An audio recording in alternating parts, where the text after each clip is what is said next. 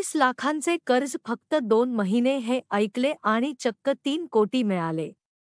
अंगावर शहारे आणणारा सत्यस्वामी अनुभव. मित्रांनो, स्वामी समर्थांची कृपा ही किती विलक्षण असते हे सांगायची गरज नाही. स्वामी महाराज हे अशा भक्तांचे रक्षण नेहमीच करतात जे त्यांच्यावर निष्ठेने, भक्तीने आणि श्रद्धेने विश्वास ठेवतात. त्यांच्या लीलांचे वर्णन करायला शब्दही कमी पडतात, कारण ते जेव्हा आपल्या भक्तांना संकटातून बाहेर काढतात तेव्हा ते ज्या प्रकारे मार्ग दाखवतात ते पूर्णपणे दैवी असते. आज मी तुम्हाला सांगणार आहे एका ताईंचा खरा अनुभव, ज्यांनी स्वामींवर अखंड श्रद्धा ठेवून जीवनात अशक्य वाटणारे संकट पार केले आणि ज्यांना स्वामी महाराजांनी अगदी शेवटच्या क्षणी हात देऊन वाचवले. या ताईंचे नाव गुप्त ठेवले आहे, पण त्यांचा अनुभव खरा आहे. त्या मूळच्या नागपूरच्या साध्या शेतकरी कुटुंबातील. त्यांचे वडील हे अत्यंत प्रामाणिक पण गरीब होते. आई अत्यंत कष्टाळू आणि धार्मिक स्वभावाची होती. बालपणापासूनच त्या स्वामी समर्थांच्या भक्त होत्या. त्या वयाच्या फक्त 15 वर्षाच्या होत्या तेव्हापासून त्या दररोज श्री स्वामी समर्थ या नामाचा जप करत असत. त्यांच्या घरात फार काही नव्हते, पण एक छोटीशी लाकडी पेटी होती ज्यात स्वामी समर्थांचा फोटो ठेवलेला असे आणि दररोज सकाळी त्या त्यांना नैवेद्य दाखवत असत. त्यांचे बालपण शेतात, मातीत, घामात गेले. आईसोबत त्या रोज शेतात काम करत. कधी उन्हात, कधी पावसात, पण तक्रार नाही. कारण त्यांना माहीत होतं की आपला श्रम हा स्वामींच्या सेवेसारखाच आहे. त्यांचे वडील मुंबईला मंत्रालयात नोकरी करत. घरातील जबाबदारी आई, मोठी बहीण आणि या ताई यांच्यावर होती. ते तिघं नागपूरमध्ये राहत होते.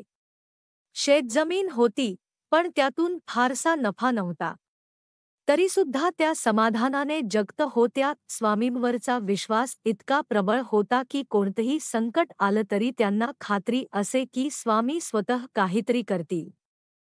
प्रत्येक महिन्यात त्या गुरुवारचा उपवास करत आणि गुरुचरित्राचं वाचन करत.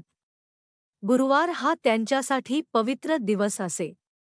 त्या दिवशी त्या काहीच मागत नसत, फक्त एवढंच म्हणत, स्वामी, माझ्या घरी सुख आणि समाधान राहू दे.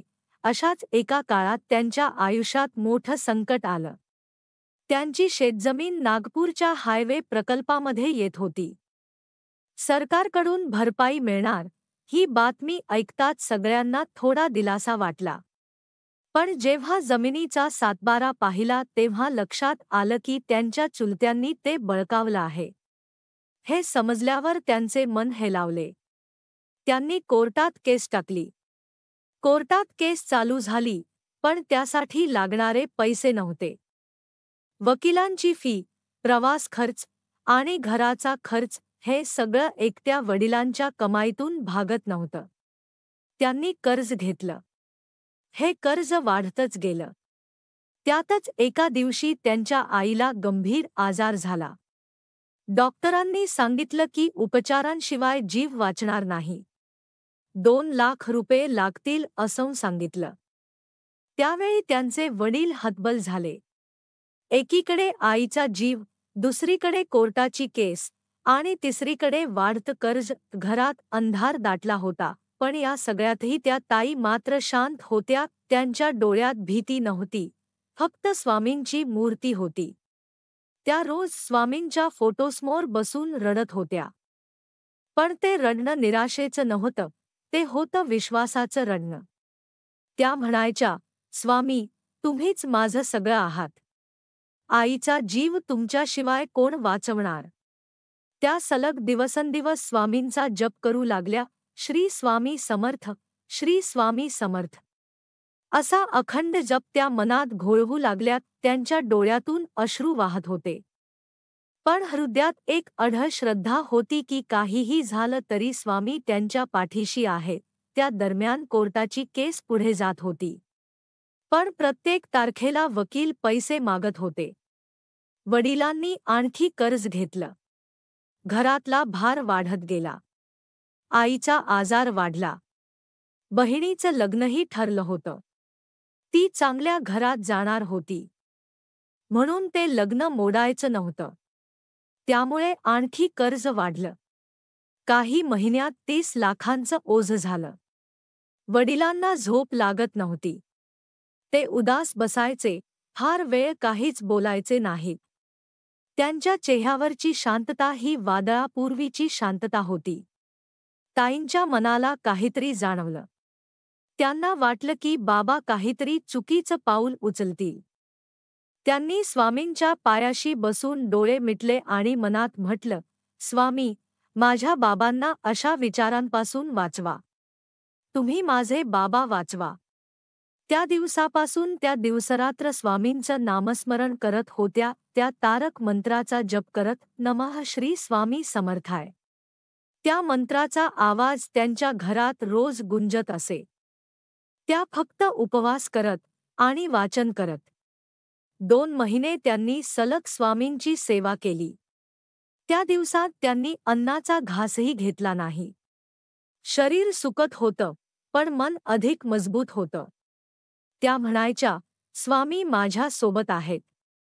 ते काही ना काही करून दाखवतील. आणि खरोखर गुरुवारचा तो दिवस आला जेव्हा स्वामींनी त्यांच्या भक्तीचं उत्तर दिलं. त्या दिवशी सकाळी पूजा संपल्यावर वकिलांचा फोन आला. त्या वेळेला त्या ध्यानात होत्या. पूजा आटोपल्यानंतर त्यांनी फोन उचलला. वकिलांचा आवाज थरथरत होता. त्यांनी सांगितलं, ताई, कोर्टाचा निकाल लागला आहे आणि तो तुमच्या बाजूने लागला आहे. काही क्षण त्या काहीच बोलल्या नाहीत. डोळ्यातून अश्रू ओघळले. हात जोडून त्यांनी स्वामींच्या फोटोसमोर डोकं टेकवलं. त्या म्हणाल्या, स्वामी, तुम्ही ऐकलंत ना माझं. माझं सर्व संपलंच होतं, पण तुम्ही मला वाचवलंत. पुढच्या 2 दिवसात सरकारकडून त्यांना भरपाईचे पैसे मिळाले. अकाउंटमध्ये रक्कम आली. त्यांनी लगेच सगळं कर्ज फेडलं. आईचा उपचार सुरू झाला. बाबा परत हसले. घरात पुन्हा प्रकाश आला. तो प्रकाश फक्त पैशांचा नव्हता, तो स्वामींच्या कृपेचा होता. त्या दिवसानंतर त्या ताईंच्या मनात एक गोष्ट कायमची बसली, स्वामी समर्थ कधीच भक्तांना सोडत नाहीत. त्यांना वाटायचं की त्या 2 महिन्यांचा प्रत्येक श्वास हा स्वामींना समर्पित होता. म्हणूनच स्वामींनी त्यांच्या हाकेला प्रतिसाद दिला. आज त्या ताईंचं घर चांगलं आहे. त्यांच्या नावावर 3 कोटींची मालमत्ता आहे. आईबाबा सुखात आहेत. पण त्या म्हणतात, ही संपत्ती माझ्या कष्टाची नाही, ती स्वामींच्या कृपेची आहे. त्या अजूनही रोज सकाळ संध्याकाळ स्वामींची आरती करतात. प्रत्येक गुरुवारी त्या गरीब लोकांना अन्नदान करतात. त्या म्हणतात, मी जेव्हा भुकेलेपण, संकट आणि निराशा पाहिली होती तेव्हा मला जाणवलं की देव फक्त मंदिरात नाही, तो आपल्या आत आहे. आणि जो आपल्या आतल्या देवावर विश्वास ठेवतो त्याला कधीही हरवता येत नाही. त्या ताईंच्या डोळ्यात आजही कृतज्ञतेचे अश्रू येतात. त्या सांगतात की त्या 2 महिन्यांच्या काळात त्या इतक्या त्रस्त होत्या की झोप, भूक सगळं हरवलं होतं. पण एक विचित्र शांतता होती, जणू कोणी तरी त्यांच्या पाठीशी उभा आहे. कधी कधी रात्री झोपेत त्या स्वामींचा आवाज ऐकायच्या, घाबरू नकोस, मी आहे. त्या आवाजाने त्या रडू लागायच्या. पण त्या रडण्यातही सुख होतं. त्यांना वाटायचं की स्वामी त्यांच्याशी थेट बोलत आहेत. एकदा तर असं झालं की त्या फार थकल्या होत्या. पूजा करताना झोप लागली. स्वप्नात त्यांनी पाहिलं, एक तेजस्वी रूप त्यांच्या समोर उभा आहे. अंगावर भगवे वस्त्र, कपाळावर भस्म आणि डोळ्यात अपार करुणा. त्यांनी विचारलं, स्वामी, माझं संकट कधी संपेल? आणि स्वामींनी हलक्या आवाजात म्हटलं, तू माझी आहेस. चिंता करू नकोस. उद्या सूर्योदयासोबत प्रकाश येईल. आणि खरोखर दुसऱ्याच दिवशी वकिलांचा फोन आला. त्या दिवसानंतर त्यांना खात्री झाली की स्वामी खरोखर त्यांच्यासोबत आहेत.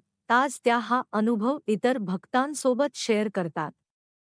त्या म्हणतात, स्वामी सेवा कधीही वाया जात नाही. जर तुमचं मन शुद्ध असेल, उद्देश पवित्र असेल आणि श्रद्धा अढळ असेल, तर स्वामी स्वतः येतात. ते वेळेचं बंधन मानत नाहीत. ते फक्त मनाचा आवाज ऐकतात. त्या सांगतात की त्या प्रत्येक गुरुवारी स्वामींचं नाम घेताना अजूनही तोच प्रसंग आठवतो आणि डोळ्यात पाणी येतं. या संपूर्ण अनुभवातून त्यांनी एक गोष्ट शिकलो की देवावरचा विश्वास हा पैशावर, परिस्थितीवर किंवा नशिबावर अवलंबून नसतो.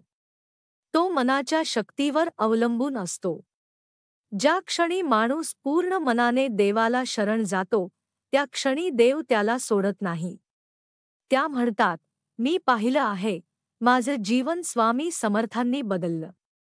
त्यांनी मला गरिबीतून समृद्धीकडे, अश्रूंमधून आनंदाकडे आणि निराशेतून श्रद्धेकडे नेलं. माझं आयुष्यच त्यांचं प्रसाद आहे. त्यांच्या शब्दात सांगायचं झालं तर, स्वामी समर्थ हा शब्द उच्चारताना अंगावर शहारे येतात, कारण या दोन शब्दांतच माझं संपूर्ण आयुष्य सामावलेलं आहे. जेव्हा संकटात होतो, तेव्हा हा शब्द माझं कवच बनला. जेव्हा रडत होते, तेव्हा या शब्दाने मला सांत्वन दिलं.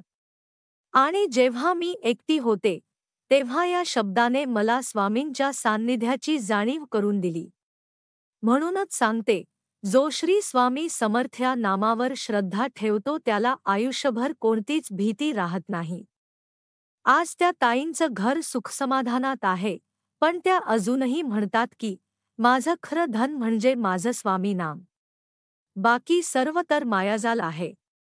त्या दरवर्षी अक्कलकोटला जातात, स्वामींच्या समाधीवर मस्तक टेकवतात. त्या म्हणतात, जेव्हा मी त्या समाधीवर हात ठेवते तेव्हा मला वाटतं की माझं सगळं दुःख त्यांच्याकडे वाहून गेलं आणि त्यांच्या कृपेचा प्रकाश माझ्या जीवनात उतरला. स्वामी समर्थांच्या या अनुभवाने केवळ एका भक्तीचा जीवन नाही बदलला, तर त्या अनुभवाने हे सिद्ध केलं की श्रद्धा, संयम आणि प्रेमाने केलेली प्रार्थना नेहमीच ऐकली जाते. स्वामींची लीला अगाध आहे. तेच संकट पाठवतात, तेच त्याचं निराकरण करतात आणि शेवटी भक्ताला सांगतात, मी आहे रे इथे. म्हणून मित्रांनो, जर तुम्ही कधी संकटात असाल, निराश असाल, थकले असाल, तर फक्त डोळे मिटा आणि म्हणा, श्री स्वामी समर्थ. कारण स्वामी समर्थ नावाचा नाद जिथे पोहोचतो, तिथे दुःखाला जागा राहत नाही. आणि हीच त्या ताईंच्या अनुभवातून शिकण्यासारखी सर्वात मोठी गोष्ट आहे की स्वामी कधीच भक्ताला एकटा सोडत नाही. मग परिस्थिती कितीही अंधारी असो, शेवटी प्रकाश त्यांच्याच कृपेने येतो.